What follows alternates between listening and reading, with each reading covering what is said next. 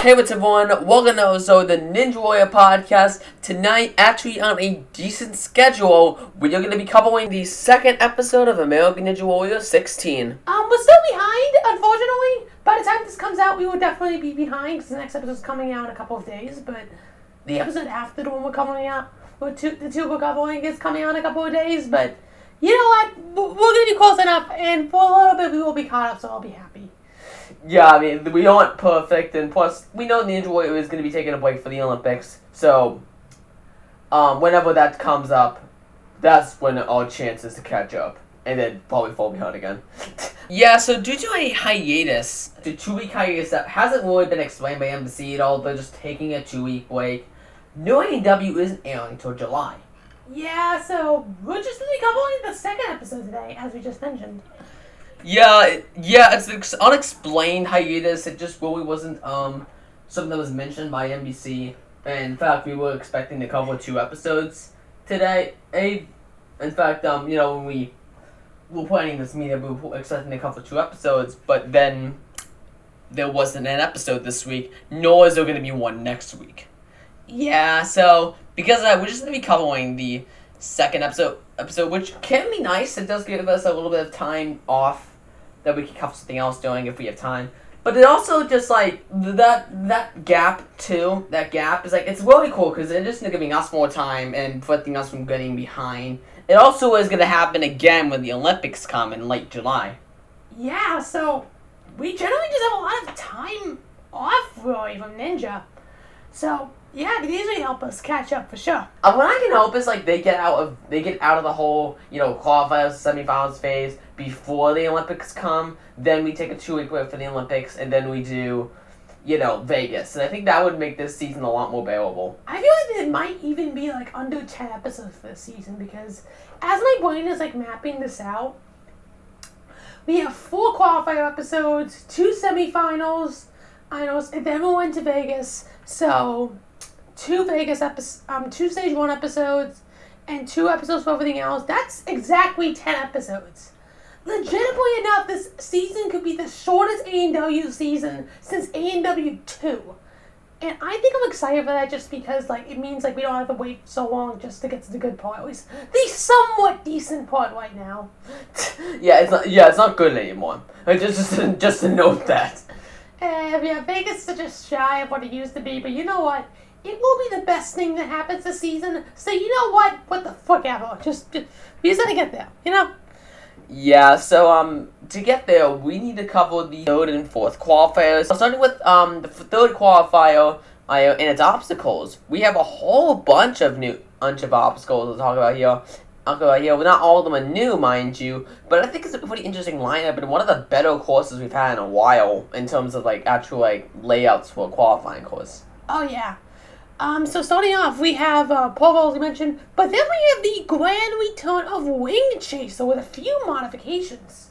Yeah, Wing Chaser, in addition to having one extra bar that kind of dips down that I couldn't tell you the purpose of, it also has a moving hook on the other side, which does make the obstacle a lot harder because in addition to having to aim it, you have to withstand you have to withstand a jolt as it swings out, and you have to make the dismount, which, again, it makes the dismount a lot more difficult, and actually does make the obstacle really cool. Yeah, definitely. I actually always liked the Wing Chaser. I missed it last season, so the fact that it was here was really cool. And I do think this modification is cool, too. It does make the obstacle a lot more difficult, and plus it also makes getting that the much more difficult wing to land, a much smaller one. Makes it even harder because now you have to angle your swing in order to land it on the hook, and that's really difficult with that smaller wing. Yeah, so it just ultimately just changes the difficulty of the obstacle in a much better way. Oh yeah, for sure. After that, we have the returning spinning bridge, which not really much to say, just really cool to see the obstacle back since we didn't see it last year. Then we have a brand new obstacle that I actually kind of like. I don't know about you guys. Heavy metal. Yeah, the obstacle name is stupid, but the obstacle itself is actually pretty cool. Where it has this bar hanging on 2 wings that you have to hook onto different skyhooks and then balance on those skyhooks And apparently the ball also weighs 10 feet too, and there was that backwards jump, and then a dropping hook at the end. Like, that obstacle is actually, it might be a little much, but it actually is, like, one of the better new obstacles we've seen so far, just because it's nothing crazy. Oh yeah, for sure. It is nothing crazy. That's really nice, actually. I can see. I see what you're saying on that one. Yeah, like, it actually is, like, not that bad. Like, I can appreciate that, you know? Definitely, like, no doubt. It's like that's like really cool. Like, I'm trying to think. Like, it's just really cool. Like, yeah, it's as simple as that. Yeah, yeah. It's like it's not much to say about the obstacle itself, but like it's like a really good obstacle because it is just that simple, and that's like something that ANW really needs right now. Oh yeah, I think that's what we're trying to get at you. Alright, so after that we had the cubes. We call it returning from ANW 15. Really do like to see this back, and I think I have actually starting to see the benefit of this season. Now they can use any obstacle they want, so it does feel like the qualifiers have way more variety. Yeah, so it seems like to me like they were trying to keep certain obstacles away from, you know, the AW 15 courses because they want to make sure they have new obstacles for AW 16. But in cautious, I kind of punched the AW 15 courses because they're limited what they could include. Oh yeah, definitely. Like, it definitely did. That's what it felt like.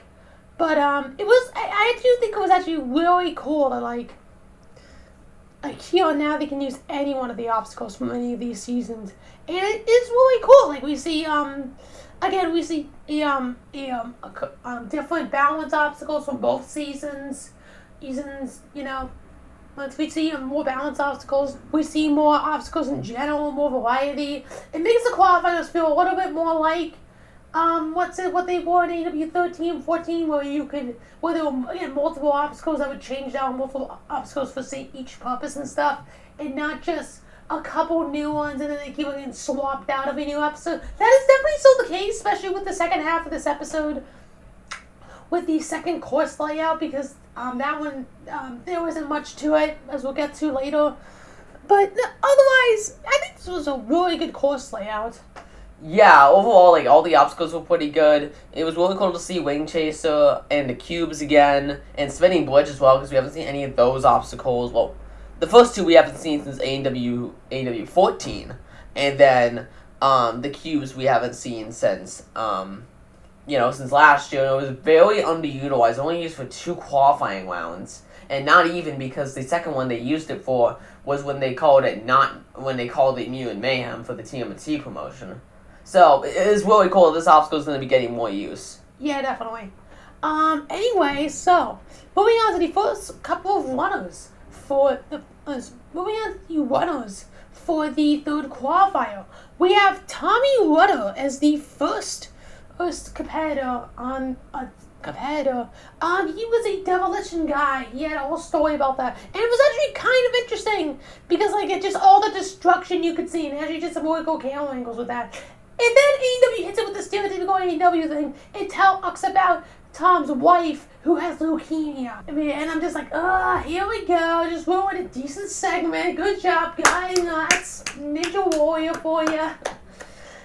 Yeah, you got a point there for sure. That's just kind of the way Ninja Warrior seems to work. That, like, we have a decent segment, but we have to turn into this something tragic. Tommy himself, he did actually pretty decently, getting all the way to the new obstacle heavy metal, missing on the backwards jump. That backwards lachey, it actually was pretty difficult for most ninjas, and the actual hard part, it was way more difficult than the last move to get onto the dropping hook. I don't think anyone felt the dropping hook. I think someone did. I don't know. We have to get there. We'll see. Heavy metal is the obstacle in for the entirety of this episode. So I think someone might have, but I don't really remember. Yeah. So we'll see. So anyway, that's where Tom fell, and then we had Emily Keener, who had actually a really interesting story. And it does sound like a little much because she's just like, so I have this disease called synthesia, and I had to write that down. But basically, it's like your your senses are kind of grouped together in your mind, how the nerves are being processed and stuff. So when like you hear a sound, you see like colors in your head and stuff. And Emily made like an art form out of it, and it was just like actually kind of interesting because like it coming from their perspective. Yeah, like it actually sounded like a superpower. Like I think that's why it sounded so good. Yeah, definitely. Yeah, definitely. I think one thing to note too is that like they were saying like she sees things a little differently than everyone else, which makes it sound way different than it actually is. It's just like it's just like a really cool thing. Yeah, like I kind of wonder too that like how that actually works. Like, does the sound just translate to a color in her head? And like what she was showing was that like certain names could turn on to an art piece, and she made ones for like her siblings and Man Akbar. And honestly, I can only understand it myself, and I think you have to be someone with the disease to truly understand it. But again, like it was actually something kind of cool, and for once, actually didn't drag down a segment. Like actually felt like something cool about the person that we could hear about. Like it was like like just like a simple quirk that they didn't like expand too much on. And they kind of just did what they could with it, and it makes and the segment really isn't all that bad because it actually is pretty good. Like in terms of like general ANW vignettes as of recently, it was actually really good. I'd say it's like one of the first like ones that actually was both entertaining and actually like a pretty interesting story all around. Yeah, actually, I think it's like the first vignette that's like not unbearable to sit through. Like we sit through all the vignettes for the rewatch, but oftentimes in the first round we're watching on our own, we often just skip them because no one cares. Yeah, unless it's like some big time veteran like Flip or something, like when it's like with his book and stuff. Usually we only sit through the vignettes for the podcast episodes. And yeah, there's reason for that. But this is actually one of the ones where it actually is like kind of interesting to listen to. Yeah, but anyway, going into her one, she did have a really good run all throughout the course, getting all the way to the fifth obstacle, the cubes, and almost making it to the end, but failing on the final latch. That's actually like really difficult because when you latch on, the cube just like rotates, so you're essentially hanging on by one hand. Like essentially. Yeah, unless like you have like a pinch grip to be able to pinch into the hold. Like even so, like your other hand is doing most of the work. Like that's a really hard thing to like nail. Yeah, definitely. So she couldn't do it. And then we get to move on to our next ninja, who was Tim Gallenbach in a fast-forward segment. He ended up going out on wing taser in kind of funny way because he knocked off both wings from like he missed the first wing and then the other one just fell off, which is pretty dickish. I think he should have deserved a Wii one.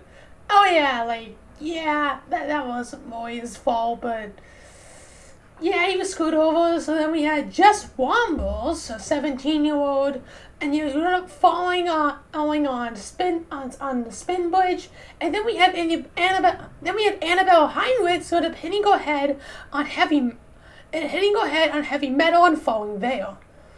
Yeah, and after that we had the next shown one, that being Nathan Green. We've talked about these two both before too. They are twins who keep on wanting to best each other on Ninja. They get the stereotypical, package. Honestly, a segment that we don't have much to say about, just talking about their relationship and apparently their mom who had breast cancer and is now dead. I was going to make a really rude joke, but I'm not going to make that joke anymore. Oh my god, dude. Like, come on! Can we go one episode without, fucking, being, unintentionally rude to people? It's just, a sense of humor. We just like being, I don't know, just, Do you just, keep on losing while you are in a conversation? I think so, constantly during the last 2 episodes, I keep on just, making points and forgetting what those points are as I'm saying it. So I'm just shit, I forgot again. Alright, so, moving on. So, Nathan Green, they had that segment. He actually had a really good run where he had to guts his way through the entire course, was barely making its way through the cubes and becoming the night's first finisher. Not really much to note on that. He wasn't like one of the faster finishers or anything like that. He was actually the slowest as of the leaderboard, but you know what? It was fine, everything. He was one of only a couple of runners not to get fast forwarded. Like a couple of finishers. Like he was actually one of only 2 finishers of the night to not get fast forwarded, which we'll get to later. Yeah, generally it's really interesting to see. So after that we had Marquez Green in a fast forward segment. Yep, so he was the twin brother of Nathan Green. He actually was having a decent one as well. Getting all the way to the cubes when he ended up falling. And then we had Christopher Kadima, yeah. And he ended up going out on heavy metal. And then we had Mike Mara, who ended up going out on Wing Chaser. Yep, and then we had the next shown one, which was unbearable to watch. Seth Lambert, who had the stereotypical "my brother has blank" edition, which unfortunately that has become a stereotype on ANW now since we just have so many of those. I'm pretty sure we even had another one later this episode. As a matter of fact. But yeah, his brother Caleb has epilepsy. I don't even think I even said that right. I don't care enough. But yeah, the whole segment was about that. It was really, really unbearable to watch. If I'm being real, like just, it's not what we really care to see.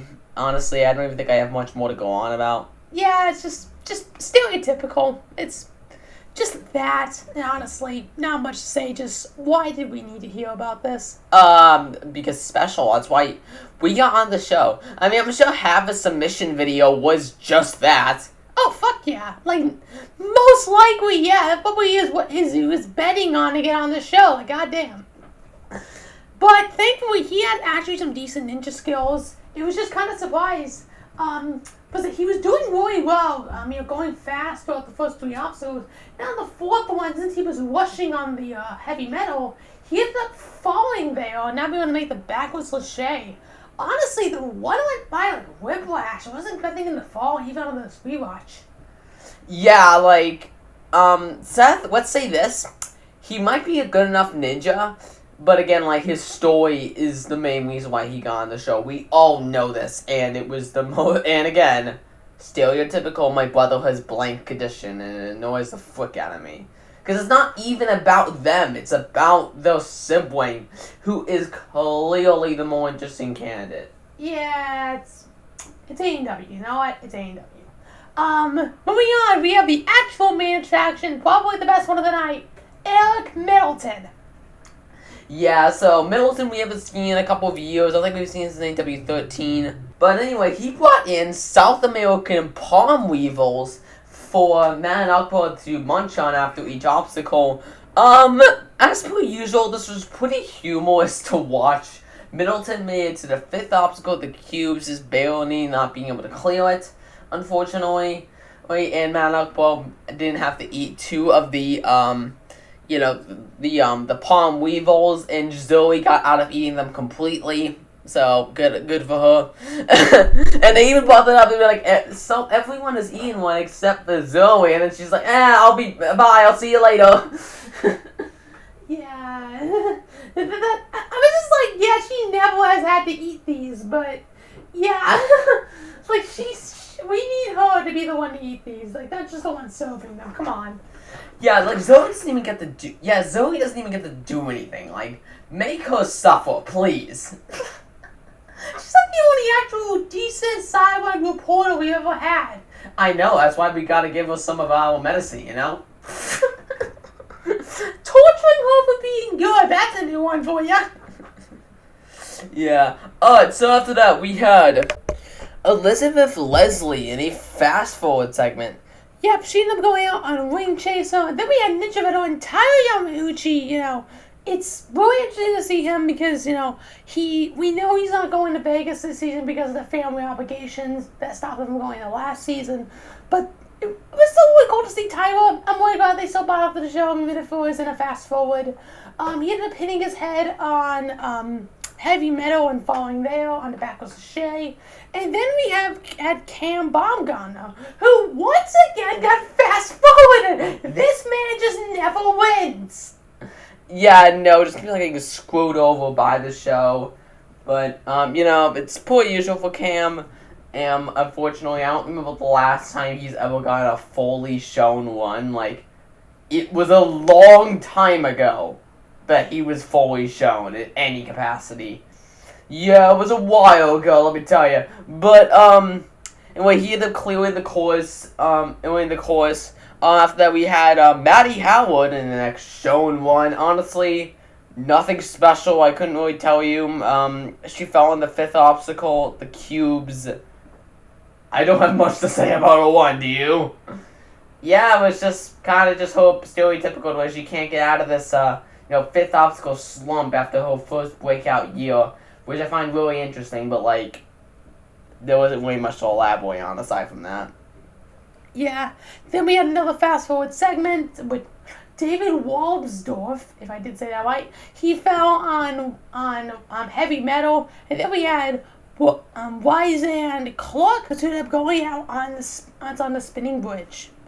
And after them, we had probably the most bullcrap fast-forward segment this season. Like, we've already seen a couple bad ones, like the one with Flip in it, but goddamn, like, this segment just grinds my goils with who was in it and how well they did for just being fast-forwarded. Yeah, so we have Ben Balins, who had the 4th fastest time in the 4th fastest time here. I'm here, so probably should have gone as one show. Then we had his father Scott Balins, who got knocked out by the cubes. Nothing really, not that bad really. Then we have Max Feinberg, who honestly could have just gone fast forward. It really didn't matter. He cleared. So that one was not all that bad, really. But then we had Caden Lebsek. Fucking Caden Lebsek. Who gets fast forwarded, but is the 2nd fastest time of the night, missing the mega wall by 0.3. Like, Jesus. Yeah, that's something. Like, come on, dude. It's Caden Lebsek. Like, honestly. He should be shown. Like, it's just, he hasn't gone fast forward since season 13. It obviously shows. Yeah, so disappointing. And then we had Levi Enright as the final, I believe the final shown one of the 3rd qualifier of the 1st round. And he ended up clearing the course with the fastest time of the night. Getting a shot at the mega wall, even though he did not clear it, but still like a really good one in general. And I want to just talk about the segment really quickly here. Him and his brother Chris Balin, and I think cousin it is now. I don't know. I think it's his friend, but like we were getting cousin in there. Like it's all mixed in. Yeah, because Levi Enright is marrying into the Balin's family. Oh, right, so Levi's girlfriend was Chris's first cousin. Okay, I was trying to, like, get it all collected together. But yeah, so they both had a segment about the dipping birds and how both of them failed it during Vegas. And the editing on it went really crazy, let me just say that much. Yeah, it was actually kind of humorous to watch, if I'm being real. It was actually, like, something. Like it was crazy, but it was something, the something kind of crazy. The something kind of crazy. Sure, John. Sure. Look, what else do you want me to say? I'm trying to elaborate. I'm bad at elaborating. Yeah, apparently. Maybe you should talk more. Will I go? Yeah, maybe you should open more segments. Do more shit, dude. You do nothing on this podcast. Yeah, you don't edit. You don't commentate. You don't do anything. You just sit there. If only. Fuck you, dude. I'm here every time. I haven't missed a single podcast, unlike Crystal, who missed like 4 in a row. You guys recorded all those on the same day. What do you want from me? I just wasn't available. But you're the ones that I had to press through because you were very behind way back then. Oh my god. Yeah. So Anyway, moving on. After Levi's one, we had.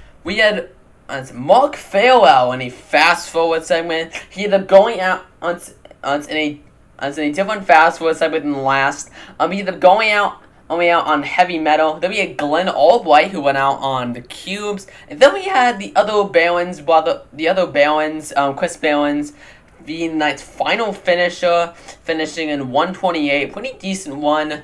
And then we had the runoffs, which, for the first time, we had this last time too, technically. But, like, legitimately speaking, a runoff was close. Yeah, like, actually, like a buzzer beater. It's the second time we've had that. And, like, that's actually, like, a really good track record for ANW 16, because that's 2.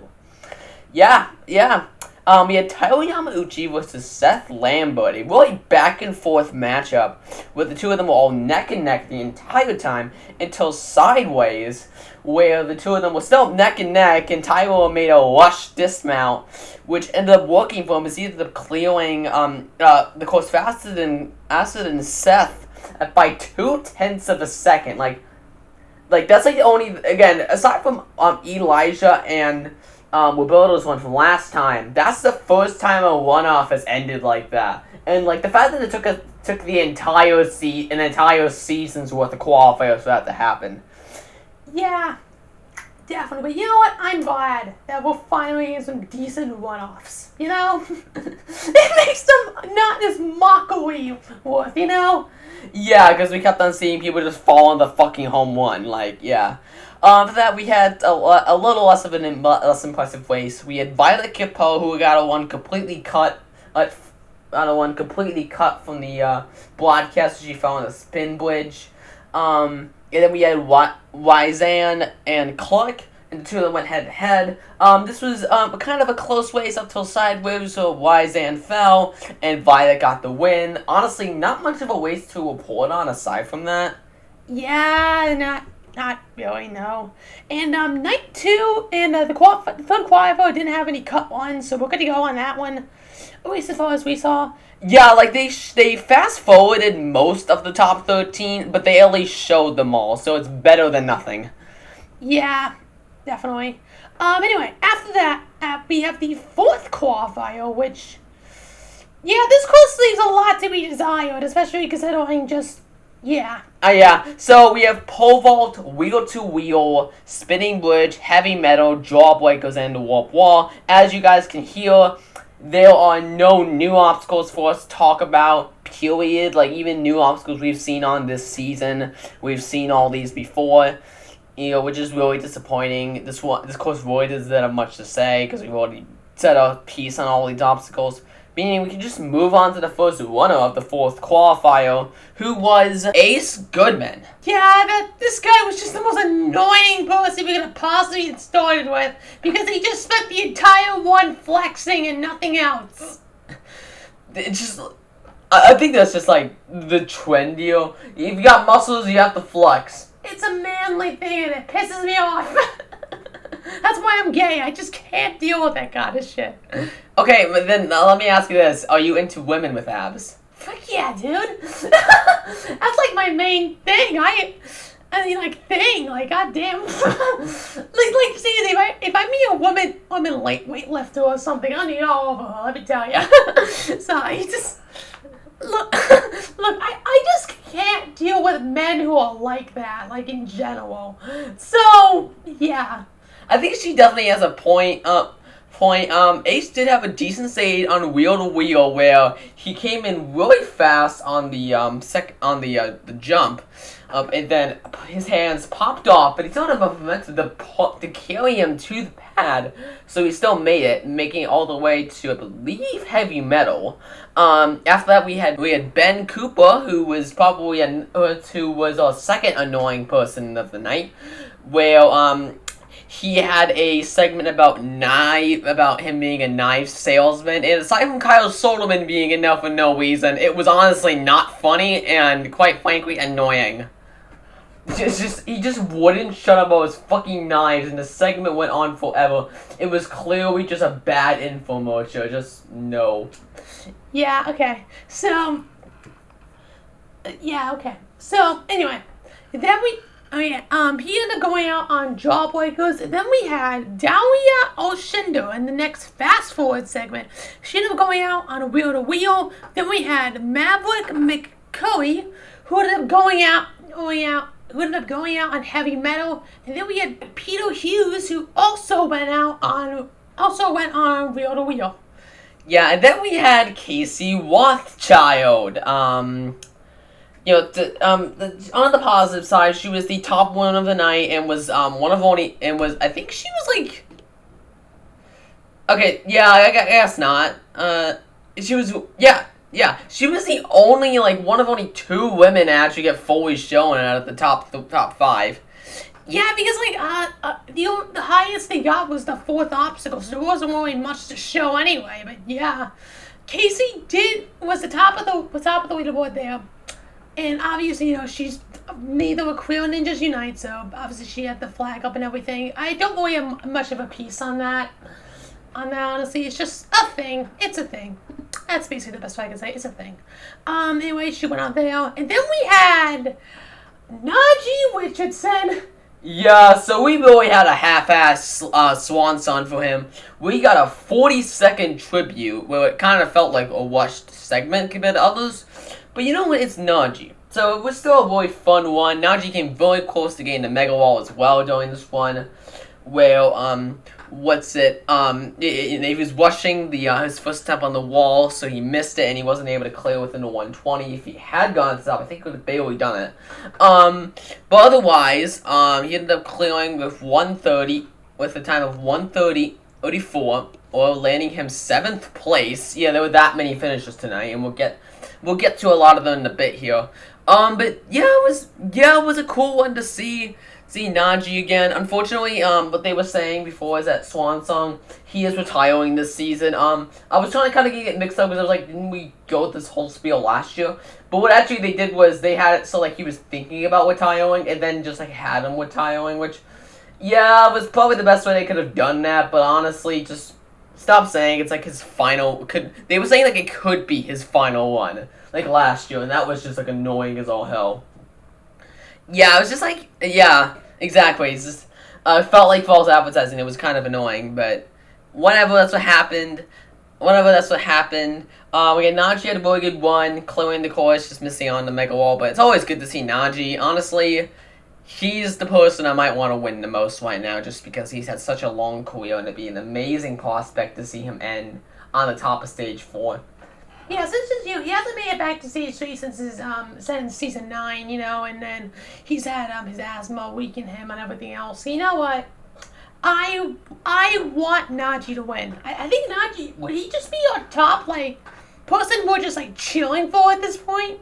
Maybe, you know what? Because, honestly, Najee had kind of a weak Season 15, if I'm being real. It wasn't that best thing in the world. So, if Najee has an amazing season here, I'm all for it. It's what I want to see.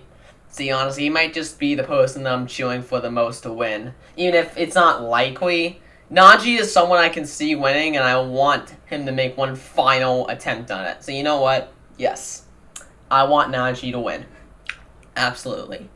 Yeah, the thing is, though, the whole hospital situation that made him weaken in last year's Vegas, it might still come back to bite him in this year's, depending on the situation and when it was filmed. Yeah, so, yeah, definitely. I'm not sure how it's going to go. I hope he's able to come out on top. But, yeah, Nachi's just the person I'm cheering on to win. I think all 3 of us are at this point. I think we've confirmed that, yeah. We've said that 4 times at this point. We gotta move on. Anyway, after that we had Deanna Blanchard in a fast-forward segment. And even as it was in a fast-forward segment, she did not need to be shown. She fell on the first obstacle. Not, straight up slid off the pole. Like, why did we show you? Period. Period. Yeah, that was pointless. Here's the thing, too, on this. There were so many ones that should have been fully shown that we could have dedicated their time slots to over fast forwards like this. I know it's only 15 seconds of a run, but it's still who cares? That's 15 seconds you could use to show someone else more of someone, I should say. Yeah, and we'll get there for sure within the segment. Then we have Davin Alexander, one of the top ninjas from Ninja Junior, who finally got to come back this season. Had a shocking fail, though, on Spin Bridge. Yeah, honestly, I was not expecting that. he's like one of the better ninjas. Wasn't better than that. Just he's one of those people who's expecting like a clear from or something. Yeah, then we had Ninja veteran David Campbell, 16-time Ninja Warrior veteran, even 17 if you count ANC4. He was, the only competitor now to be in every season with the exam flying Quetch last time. It was just, like, really awesome to see Campbell again, even though he unfortunately fell in Jawbreakers, he still moved on in 10th place. Yeah, I'm really happy to see David move on. After that, we had Jacob Ornstein, who had a segment about his raising a fundraiser for his orphanage that he was adopted from. Jesus Christ, it took me 5 minutes to think of that. Trust me, the segment wasn't actually as unbearable as you may think from that description, but it's just like it was there. It could have been worse. Yeah, definitely. So in that story, though, admittedly enough, one thing I want to mention about his one that I noticed, and I have written down in my notes specifically, and yes, I am this useful. I write down shit sometimes. Sometimes! It's like the first time you ever mentioned that you yourself have notes, John. You guys make me so upset. Okay, I don't care, but, like, seriously. So when Jacob was doing heavy metal, he got to that dropping hook, but the hook didn't drop. Oh, really? Yeah, look at it. Like, of course I'll put a quick screenshot above. Like, it didn't drop all the way. It just stood there, and it was looking at, like, a mechanism non-function. So, yeah, I don't think it was ever caught, nor did, like, it ever happen again, because, quite frankly, I didn't notice it before the rewatch, but I just noticed it didn't move. Huh. Okay then, alright. Anyway, Jacob ended up completing the course, and then we had Brandon Singletary. Anyway, and then we had the next fast forward, which were all finishers, by the way. We had Brandon Singletary, Ramses Verdes, and even Jay Lachey Lewis all finished the course, with Jay Lachey being under the Mega Wall barrier as well, with the third fastest time of 105. Yeah, Jay Lachey did get a shot at the Mega Walls, we just said. He did not clear it, but it was still really good to see. Unfortunately, Jay Lachey, he got injured before the semis, so he didn't get to compete past that. But still, like, cool to see him, admittedly enough, even if, like, his injury still will prevent him from being seen in Vegas this season, like it did last season. But anyway, after him, we had Ellie Hart in a fast forward segment. Yep, so she ended up going out on the spinning bridge, and then we had Guang Sel. I think that was how you Sui. Like I don't know how you say his name. I know his last name is like the C when it sounds like an S, but like honestly I couldn't tell you. He went out on Jawbreakers. And then we had, honestly, two ones that really should have been shown. Like, if they didn't have time, pick one. Like, then we had Noah Munoz and Matt Bradley. Both who got the top 2 times. And Matt Bradley who finished in a minute flat. Yeah, that's something. Matt Bradley, I want to tell you guys something.